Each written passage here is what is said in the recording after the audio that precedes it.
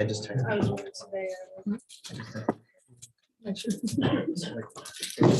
Yep, there it is right there. You got it. Get it right. We got a dash.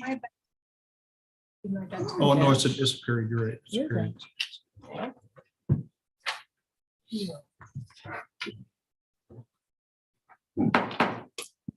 Call to order the regular meeting of the Southeast Polk Board of Education. It's April 7th, 2022, 5:30 PM.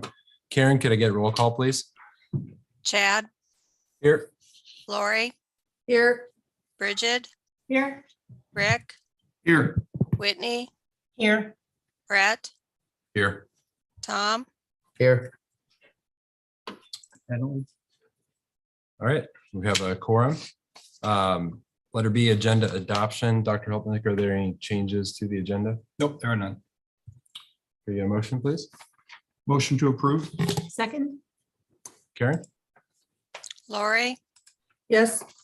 Bridget, Yes. Rick, Yes. Whitney, Yes. Brett, Yes. Tom, Yes. Chad, Yes. All right.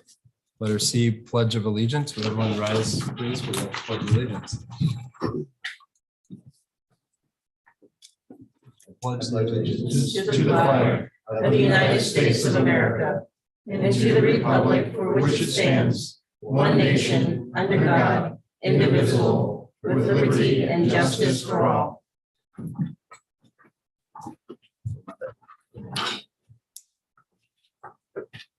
All right, thank you.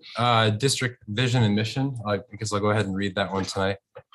Southeast Polk will learn, lead, and live success for college, career, and civic life. Engage all students in learning a challenging curriculum delivered through quality instruction. All right, that brings us down to public comments. Let's read the guidelines here real quick. The board recognizes the importance of citizen participation in school district matters. Citizens wishing to address the board must do so during the public forum portion of the agenda. Citizens need to complete a public comments card prior to the meeting and give it to the superintendent or board recorder. The public comments cards are located at a table at the entrance of the meeting. Any group or any individual who wishes to address the Board of Education, time is limited to 3 minutes. Any group wishing to address the Board of Education should elect a spokesperson. The spokesperson is limited to 5 minutes. The board president will recognize these individuals to make their comments at the appropriate time. When addressing the Board of Education, state your name and group name, if applicable, address, city, and agenda item to be addressed. Only those speakers recognized by the board president will be allowed to speak. Comments by others are out of order. If disruptive, the individual causing the disruption may be asked to leave the board meeting. The board will not act on any issue presented during open forum if it was not published as an agenda item. Iowa Open Meetings Law prohibits action on any issue that is not on the agenda. The board asks that no charges or complaints be made against individual employees of the district, board members, or community members. Remarks that are inappropriate, defamatory, or obscene will be considered out of order. I have one card here. Is there anyone else that's wanting to speak tonight? All right, Greg Lyons.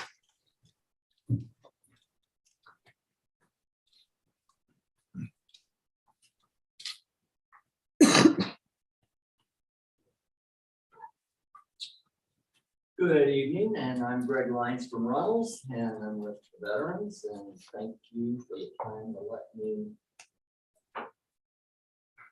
take a little time to let you know how much I appreciate, and many others also appreciate what has just happened in this room. Short history of our flag, the national ensign, we call it, and colors of the United States started way before the 27th version of our flag was honored tonight in this room.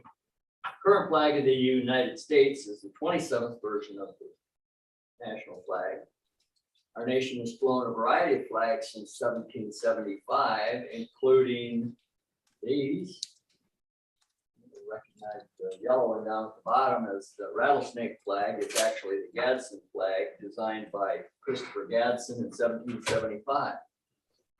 On June 14th, 1777, the Second Continental Congress passed the first flag resolution. And to this day, we honor the flag on June 14th. Charles Thompson, Secretary of the Continental Congress on 1782, wrote a detailed summary, including the meaning behind the colors of our flag.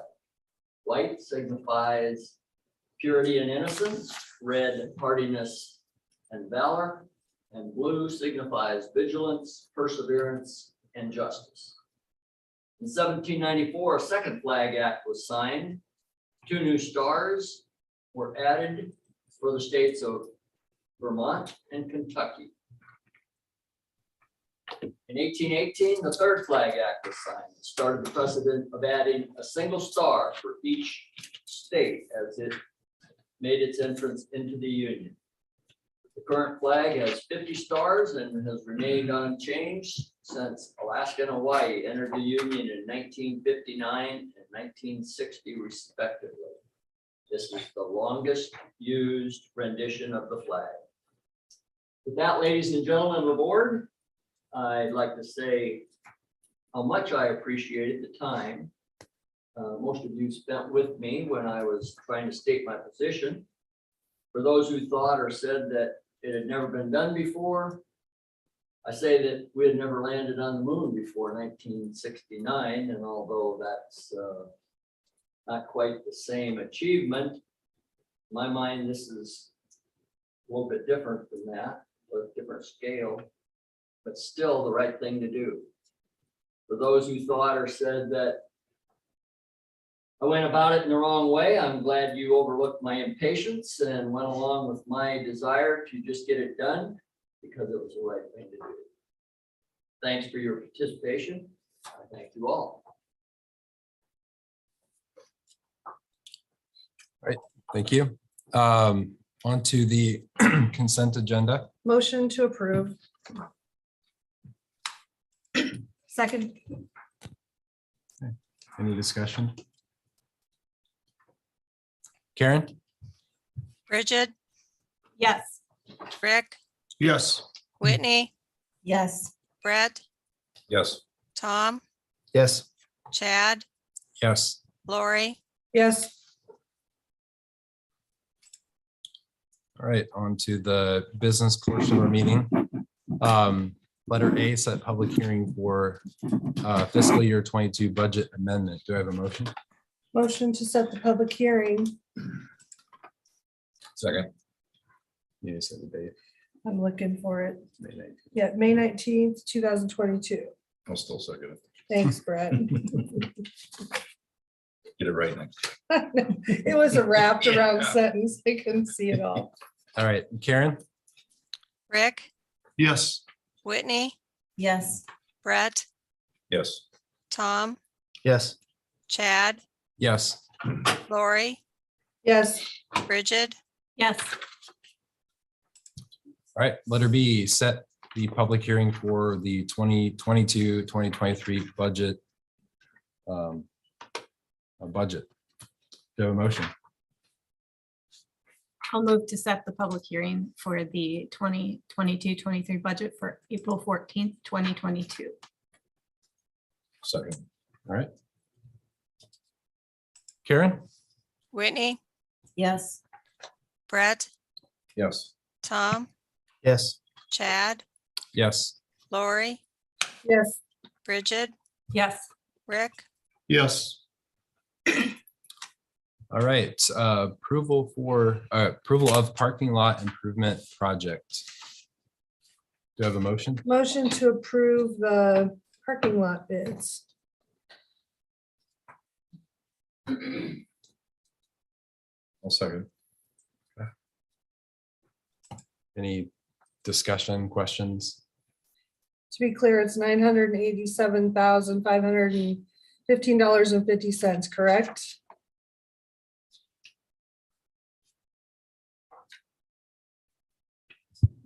Correct. Okay,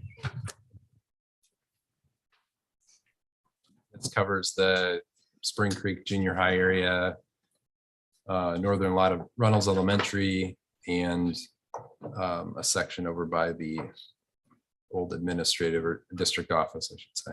Mhm. All right. Karen? Brett, Yes. Tom, Yes. Chad, Yes. Lori, Yes. Bridget, Yes. Rick, Yes. Whitney, Yes. Okay, letter D, approval of high school roof repairs project. Motion to approve, to accept Academy Roofing and Sheet Metal as a general contractor amount of $226,900. Second. Thank you, Rick. Any questions? And this is just we repaired from the storm damage of the derecho, but this is just additional work to be repaired, right? Yes, this is Okay. a roof replacement of which is damaged But, or worn out. okay, not part of the derecho, okay.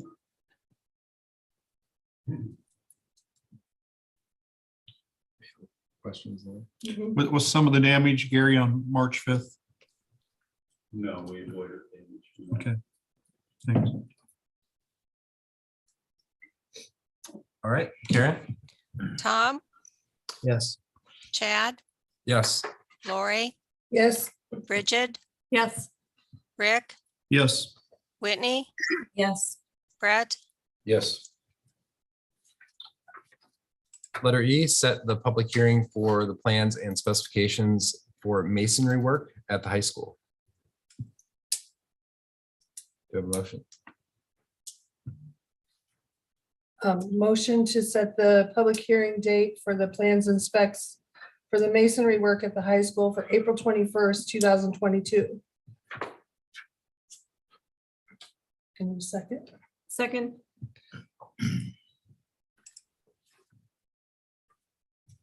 Questions for the administration?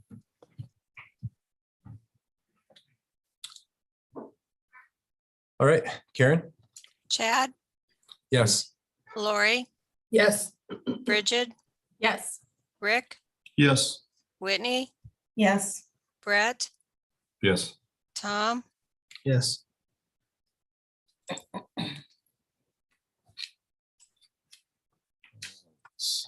Letter F. It's 5:42 PM. I will now open the public hearing to receive comments on mechanical and plumbing for the middle school. Just for clarification, this is the new middle school, right? Yes. Okay. Board Secretary, have you received any written comments? I have not. Okay, is there anyone present wishing to provide comment?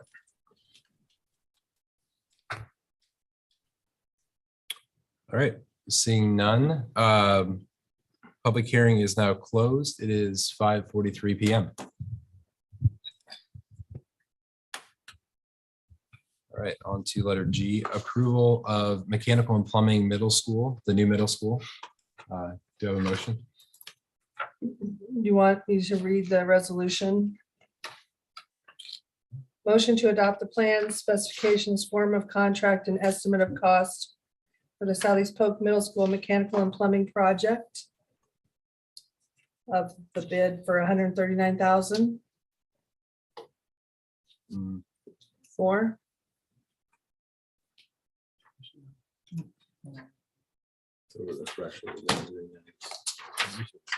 Okay, I'm sorry, it's not $139,000. There's nothing in the resolution, so. let me Yeah, see. it's just here. Okay, $13,087,000 for Cruck Plumbing and Heating. I like the Except- first price better. I know, sorry. Yeah. My apologies for messing that up. Okay, second, anyone? I'll second it on the second price that she gave. Thanks, Brett. Yeah, unfortunately. So this is one that we we put back out for bid. I don't know if you want to say anything about that, Kevin.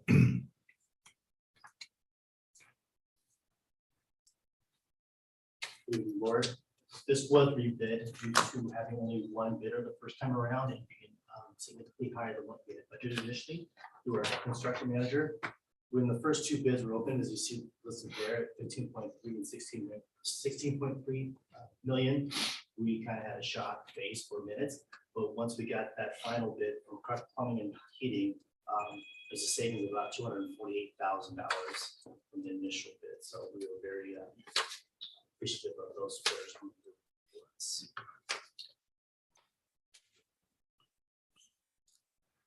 Is there ever an explanation why it came in so much higher than kind of what they thought? Like where the, I guess the majority of the costs I at? think they spoke to that at the last bidding, when they first came through with ACI Mechanical. Some of those things had to do with supply costs, but some of the things might have to do with some of the engineering specs in which they put out. So there might have been a misunderstanding of that initially.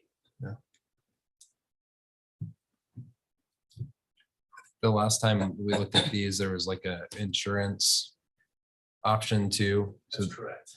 We were looking at the insurance, the owner controlled insurance program, which we decided it would not be cost effective for us to do that program. So now knowing that everybody knew that it wasn't part of the program, we just went out and one base bid. Insurance separate.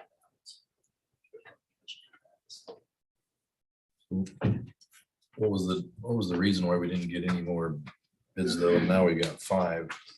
I don't know the exact reason why these other 3 bidders bid. And I know that Buck was one of those bidders that were thinking about it initially. But he's gonna make this bid that first time. How did somebody reach out to them or did they? There was a lot of work done by our construction managers reaching out with the MEP folks out in the field. So there was some additional work done there. And who knows from a vendor standpoint, if they lost other bids in which they planned on having, they changed some of their scheduling. These pieces. Hopefully have our construction manager go for you to explain that. No, I mean, that obviously is concerning when you get the first bid out and you only have limited numbers and then the numbers come back down and what was the original first bid that we turned down? It was, I don't know the exact dollar amount, but $248,000 from the board, so 3.3 million, sorry, 13.3 million. Yeah, I mean, and who was that? That was ACI Mechanical. So their bid actually went out this time around. It went up. So we're 200 and some $1,000 more, but they're higher than Crook still. Weren't they in the ballpark to begin with? Was who in the ballpark? I'm sorry. ACI. I don't know any of these companies. Well, I know a few of them, but Yeah, I mean, they built their estimates based on however they built their estimates, right? So this time around, whether it was cost of supplies increases for them on their side, I don't know why exactly their costs went up. But I'm just appreciative the correct plumbing came through with a lower cost. well, yeah, I guess that's where my concern is, and maybe I should just come out and say it, but if you got 200,000 and some higher on the original bid, and then this correct comes in, I mean, they're not out of line by any means, so I guess I don't understand what the exact problem was. Did we have some bad work in the past with them, or? I guess I don't know what you're asking, Mr. Oh, why Hanley, did we originally go out for the second bid? because there was only one bid at that time and it was over the planned budget from our construction managers, significantly over. It was like 8 million or something? It was, I can pull it up, but I think it was under 8 million was the initial budget for this particular piece of the project. So like when we got that first one, it was like $5 million more than what we had projected. Oh, I think he said they were only 200 and some $1,000 higher now. That's where I'm getting confused. Yeah. Yeah, so like we got the one bid last time, which was over $5 million more than I projected. And it was only one bid. So we're like, whoa, what's going on? So then they went back and we did everything, put these back out. These guys came in a little bit higher than they did the first time. They came in a little lower. We just got this bid. So I mean, now you got 4 people saying, yeah, that $8 million bid is, their projection is way out of the ballpark. I guess, I guess I'm confused on that 250,000 versus the 8 million. So the initial bid from ACI Mechanical, including alternate number 1, was 13,335,950. Yeah, and they're 13,517,000 now. Correct. Where Crook is 13,087. Correct. If Kruk wasn't in the picture, we'd be paying high or more than we would have been from the initial bid. No, I get that. I mean, it is what it is. I mean, I don't understand that, the process on, I mean, we put the bids out, we asked for it, it was over, but so obviously we were at, our budget was 13,087. The initial budget, again, for this particular bid package was less than $8 million in the initial middle school planning budget. So who did our initial preliminary estimate that this would be out of line? White Sid in conjunction with FRK, our architect design folks. Yeah, I guess I'd be interested to find out where their estimates and I don't want to hold this up, but on the other hand, I want to make sure that, because I don't understand it. I mean, if we're that far off on what our projections were, what came in as bids. I mean, I don't, it doesn't make a difference that we went out. I mean, to double check, that's always good to do, but yeah, 8 million to 13 million is actually a pretty big difference. Yeah. So Yep, it is. So And I agree with you. And that's why we went out as well. But in this case, since we went out, we rebid, we're actually saving about $250,000 in this particular bid package. well, we're saving on the bid package, but we're behind on. Oh, Oh, the middle school is going to cost more than I initially budgeted back in 2019. Yes. Yeah, so, Lots happened since 2019. Yes. yeah, so I'll leave it at that. I'll leave it to the board if they want to do anything, but I guess that's the question that I guess it didn't make sense on 8 million, but now that makes sense as our original estimate was around 8 million and the bids are coming in at 13. Correct. Okay.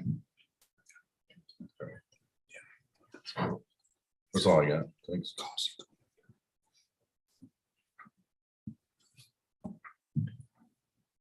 Any other questions? No. All right, Karen, Lori, Yes. Bridget, Yes. Rick, Yes. Whitney, Yes. Brett, Nope. Tom, yes. Chad. yes.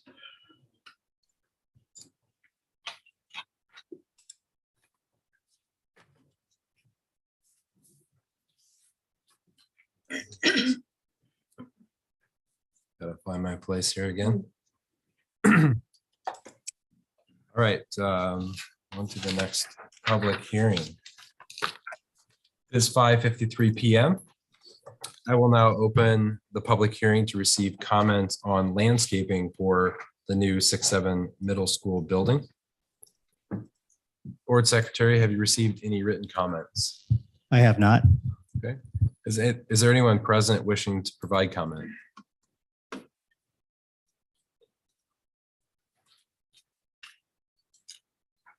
All right, seeing as we have no public comment on this, the public hearing is now closed. It is 5:53 PM.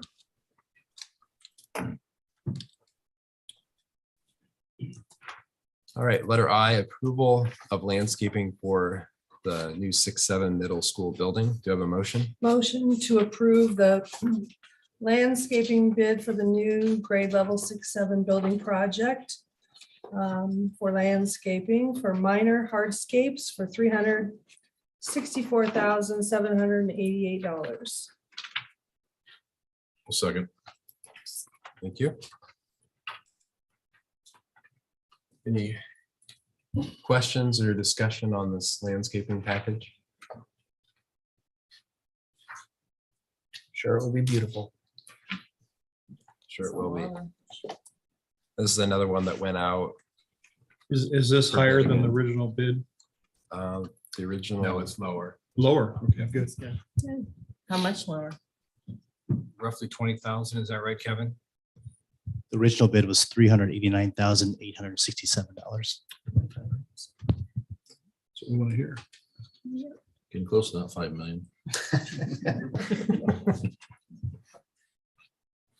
All right. Karen? Bridget, Yes. Rick, Yes. Whitney, Yes. Brett, Yes. Tom, Yes. Chad, Yes. Lori, Yes. Letter J, architect agreement, administration building. Do I have a motion? Motion to approve the architect agreement for the administration building. Second. Thank you. Questions or discussion on this?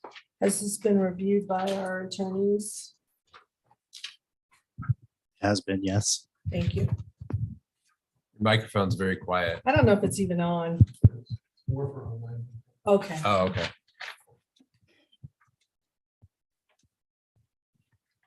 Any other questions? All right, Karen? Rick, Yes. Whitney, Yes. Brett, Yes. Tom, Yes. Chad, Yes. Lori, Yes. Bridget, Yes. Letter K, architect agreement, buildings and grounds, warehouse and bus parking. Do I have a motion? Motion to approve the architect agreement for building and grounds, warehouse, bus parking. Second. Thank you. Same question. Yes, it has been Thank you. reviewed by our attorney.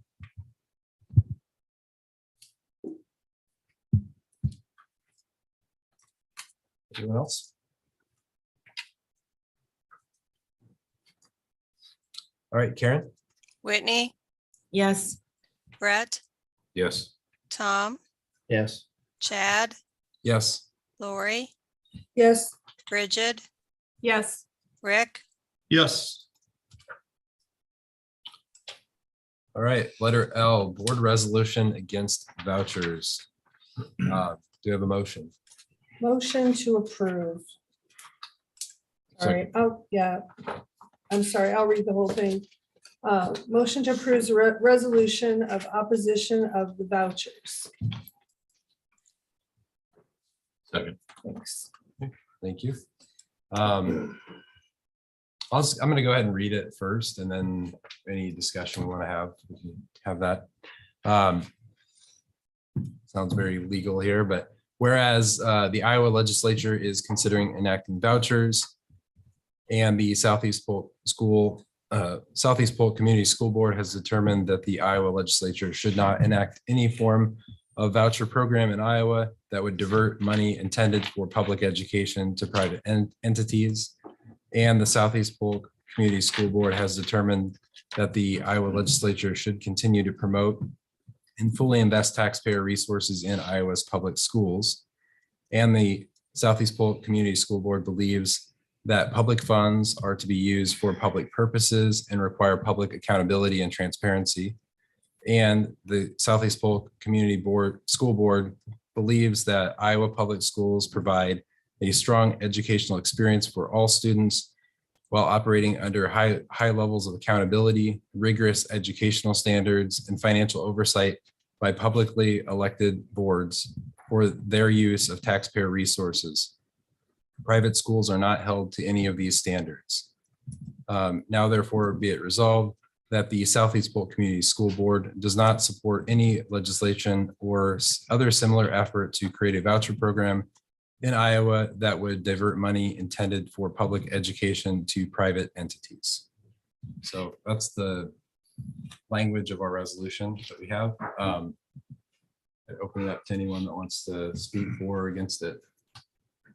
I think it's our duty as board members to support public education in the state of Iowa, and specifically for our public school district here in the Southeast Polk community. So I support that. I would say that I absolutely support this because, as a board member, I think that it is my duty as the rest of the board to protect the financial interests of our school district, and this speaks to that responsibility. I also had the pleasure of sitting at a table with a number of our educators and staff this past weekend for the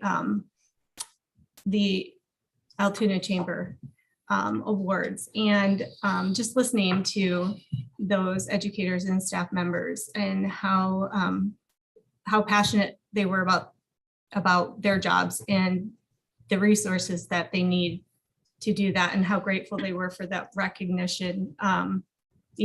To me, to protect the funding, to be able to grow those opportunities that are so important in the classroom is very important. And I want to honor that for our teachers as well. I also support this recommendation, this resolution. My whole career was in public education. I think for as long as I can remember, I don't remember when teachers were ever paid what they're worth, and we don't have enough money to begin with. And we're not comparing apples to apples. When you compare public to private, there's so many factors that are different.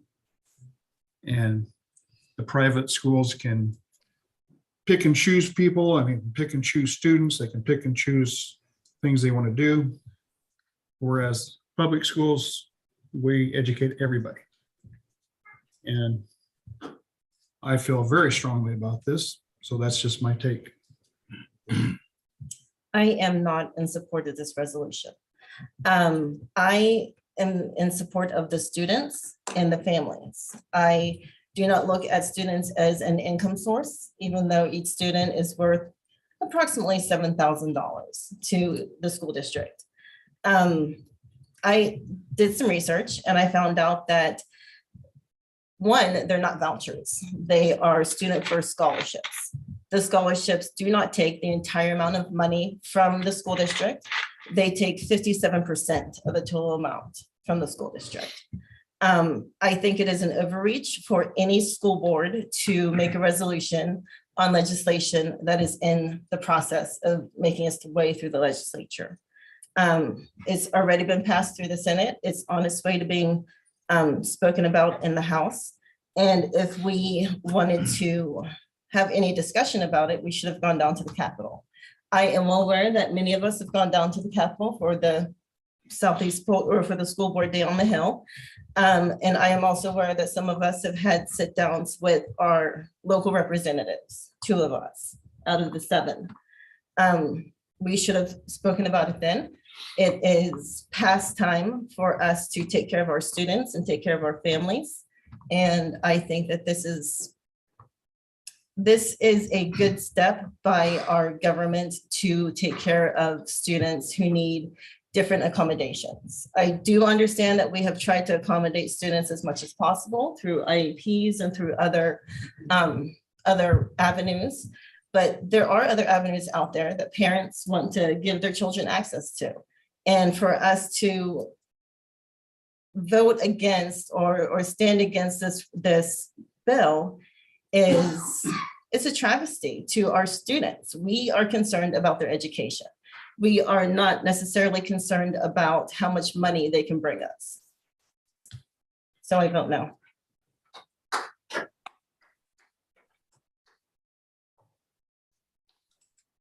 just gonna leave it at that. I'm in favor of this resolution. Oh, and then I spoke to, well, I emailed Chad a little bit about this as well, just as far as timing, and it sounds more like an empty statement as far as this far into the game. So, I mean, a resolution to me doesn't have any action behind it. That's why I'm not sure why we're doing this, and then I also kind of question as far as if there would be benefit to like a district like us that's full and actually turning kids away. So if we had a kid that went out, you're still, that frees up a seat for another child that comes in, and we'd still be getting paid for that child that went out, right? So, I mean, there's like ways like where we, like in the current state we'd be in, may be advantageous for us like now. And then I can see how in like a smaller district or smaller schools where they can't, like every student matters as far as their enrollment count. where we're in like, not in that position right now, where we're too full in the high school, so we're turning kids away. Well, if we had 1, 2, 3 kids that decided to take a scholarship, then they get transferred out, we get a third of their money. Mhm. And then we also backfill with 3 more kids. And then the funding that comes along with that. So, you know what I mean? There's ways to look at this and go, okay, I see positive, I see negatives, but I guess that's not my job to decide as far as whether that goes or not. To be But- clear, the remainder of their funds for that student going out to private education goes into another fund. And that's to support smaller schools that are the most impacted by the scholarship accounts. So it doesn't stay with the school district. That's my understanding. Just so we get the right information out there. So public. just to update you, that's not actually what's happening. It hasn't been settled. So that is one of the options that they're talking about, but that is not settled. Good to know. I am gonna say one thing, just because it just, whatever people's beliefs are on this, obviously, we don't need to get political here at the table. Obviously, we have invited our legislators to our meetings and none of them have shown up. They have an open door, and if any of them would have came into this building and talked to us about what our teachers want, then they may not be making this decision. So I'll leave it at that, as they've had an open door. None of them have been in this building or any of our meetings that were held on Zoom or anything to ask. So shame on them. I'll again say this is, I'm in favor of it. I guess from my standpoint, obviously I've reviewed the text of the resolution and provided feedback already that got us to this point. So I'm definitely in favor of it. I have nothing against private schools, private education. I think that has a place for sure, but I think diverting money that's public tax dollars from our public education system only weakens that system. We should, if we have an issue with parts of that, we should fix it. We're elected here as representatives of Southeast Polk School District, and I feel like the decisions I make need to be in the interest of our district and our community. So that's why I'm in support of the resolution. So, I think we've all spoken. Does anyone else want to throw anything else in before we? I just want to say one thing about public money being used for public, for the public domain. We have things like Medicare and food stamps and SNAP and all of that. It's public money, but it's being used for private entities all the time. So, you know, I just think that that's kind of a common misconception that public money only stays in the public, and it's not true. I mean, we have public money that's taxpayer funded welfare that we don't tell the people where they can use their welfare money, and we don't tell people where they can use their unemployment money, and that's all paid for by taxes. I think we do tell them where to use their welfare money. They're restricted on what they can use.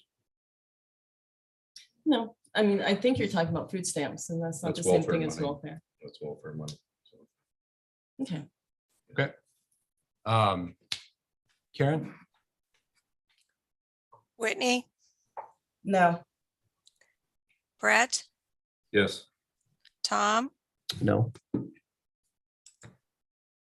Chad, Yes. Lori, Yes, Bridget, Yes. Rick, Yes.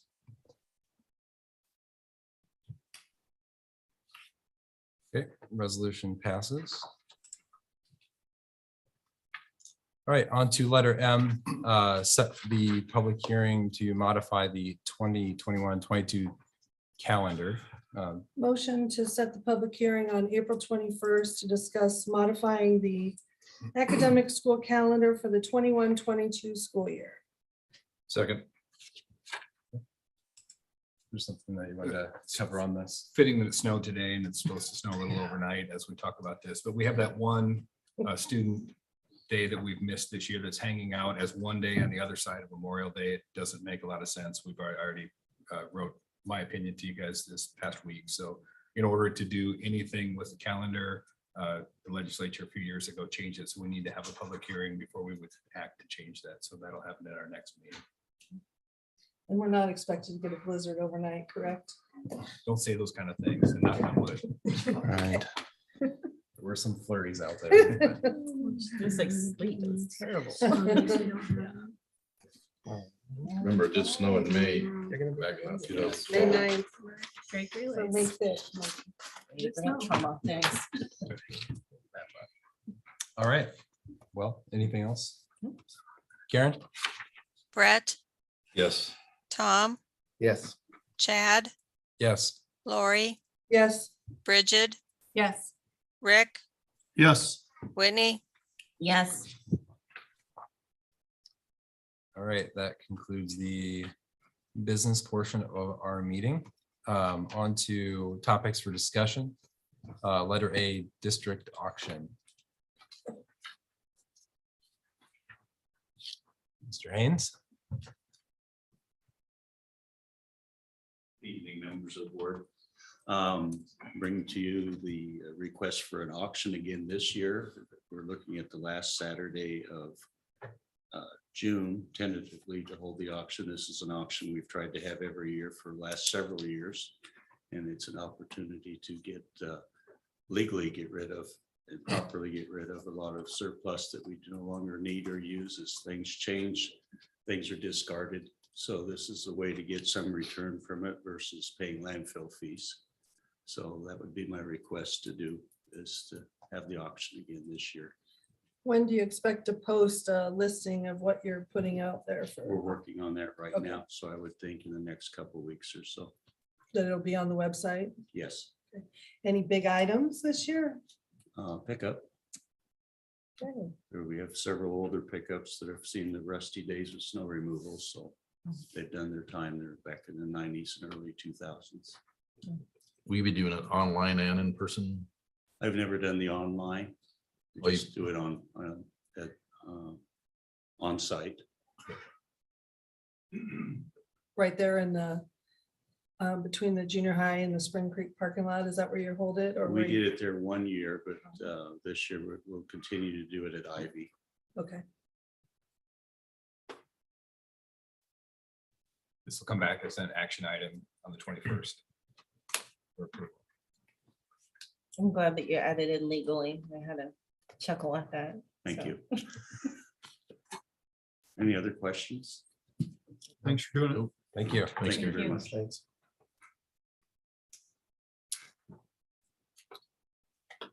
2022-23 student fees, Mr. McComb.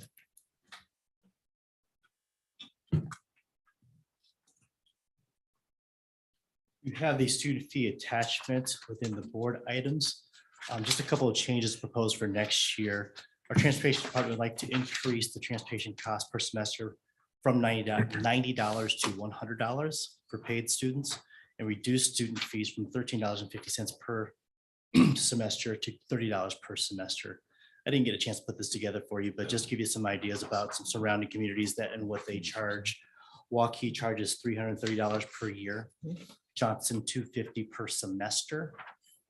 Dallas Center Grimes, $275 per semester. Norwalk, $160 per semester. So we are on the low side with these fees. So this is just, we continue to see increased costs when it comes to our repair costs for our buses and things of that nature.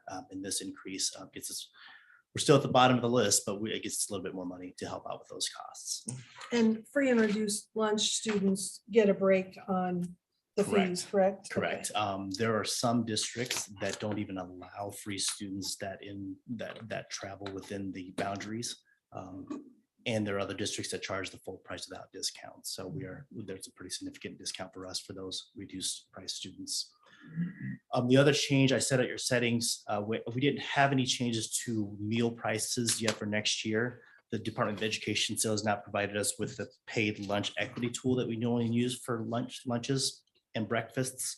And using last year's tools and looking at increased food costs, we'd like to propose an increase to breakfast and lunch at all levels by 10 cents next year. And I can share with you the list based on what's in the summary now. It's just an increase of 10 cents both at high school, junior high, Spring Creek, and elementary levels for both breakfast and lunch.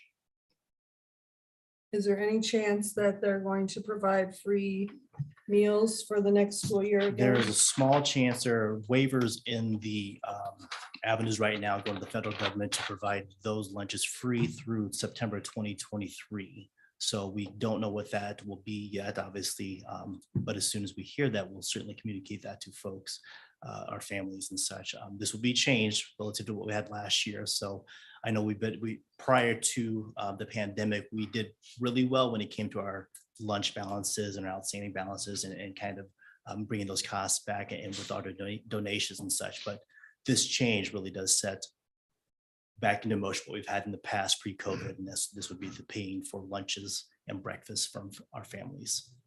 Any idea of a timeline when they'd make that decision, if they were gonna make that decision? I don't know. We don't, probably over the summer. Okay.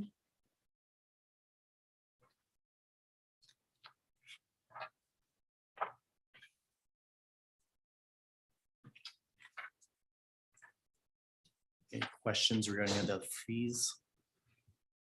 This will come back next board meeting for approval as well. Glad to hear that we're, I don't know, competitive is not even the word, but we're low compared to a lot of the surrounding districts when it comes to the transportation. Yes. 250 a semester is a huge difference from what we're proposing here. So.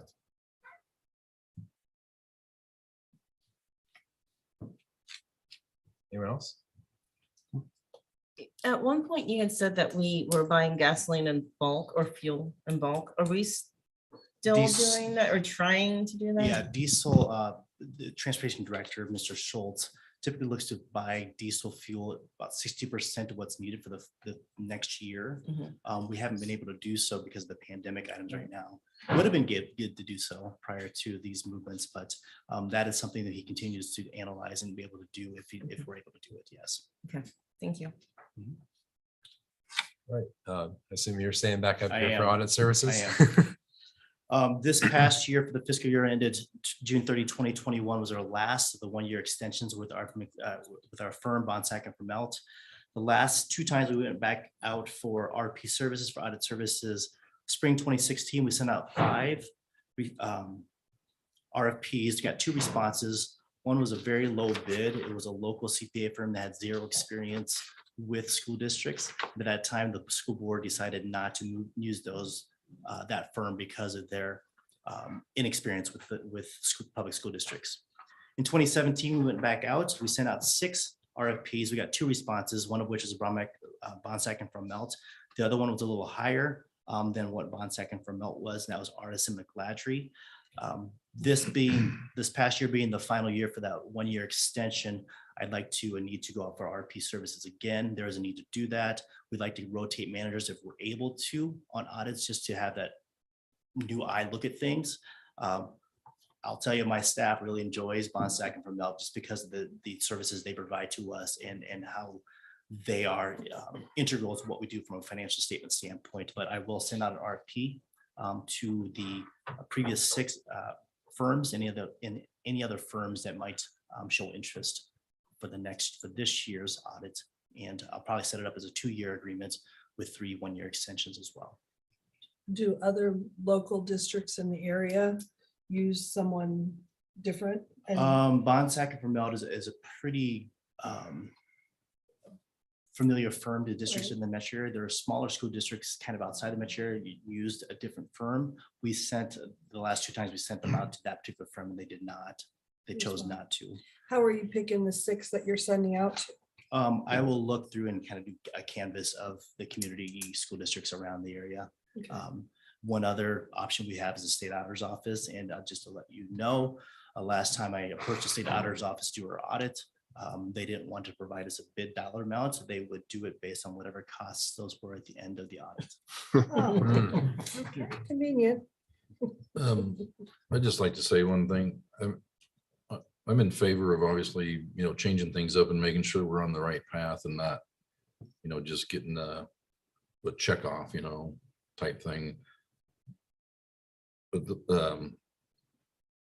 being on the board since 2011, when we've had some pretty bad times, this group was pretty straightforward with us, telling us they didn't sugarcoat anything. I remember having some, a couple times ago when I was president, having conversations with Sarah, or Mia. And I told her, I said, just lay it on the line to me, tell me where we're at, and she did. And so I'm not opposed to continuing to use it if your group is comfortable with this. I think if we ever get to a position where we start seeing issues, then I think it's probably time. But this is kind of one of those things where if it's not broke, that don't, unless you really think you need to. I'm comfortable with this group because of the past experience that I've had with them on the board. I think I've only worked with 2 in the whole time that I've been on, but I think we have to go out for bid. Is that correct? It's good practice to Right. do that, just to change the, it's not a huge firm, obviously. It's Sarah, me, and then they have a couple other staff to go along with it. Typically, when you deal with a big CPA firm, they want to change audit managers. So you have a different set of eyes within that particular firm to look at the audits. But in this case, it's just those 2 as audit partners within this firm. But again, and I echo your sentiments, Mr. Handy, Bonsack and Vermelt, their reputation within the community of CPA firms is a very good reputation when it comes to public entities. Right. And I don't think that's in dispute at all. I just think it's the Well, good no, practice. Yeah, I wouldn't, yeah, I stop us agree. if we did. I just wanted to make sure that, that we acknowledge that they're absolutely. reputable and they've done, Southeast Absolutely. Polk a good job to help us get them to where we are today with obviously your direction. So, Yep. And they don't hold any punches back when they talk to us either. yeah, oh no. Good, good. Okay. All right, thank you. You had mentioned that one of the times that you put this out, there was a low bid, it was very low, but they had no experience. Is that something when we put this out that we will have as more of a precondition? Like, It was an actual precondition in the Oh, okay. RFP. They bid anyway. And I'll say from memory, I think Bonsack and Vermelt was about a $47,000 bid. The local CPA firm was around 18,000. So just from that itself, I don't think they didn't have any experience as to how long it would take to do an Mhm. audit of this nature.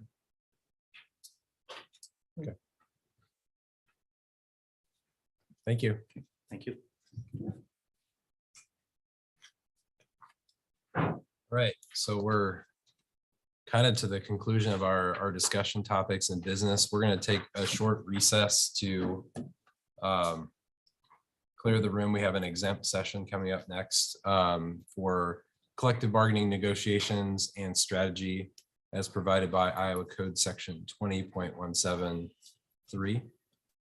So we will take a brief recess here and let everybody go with their evening, and then we'll continue with that. So, thank you. Go home, you just can't stay here.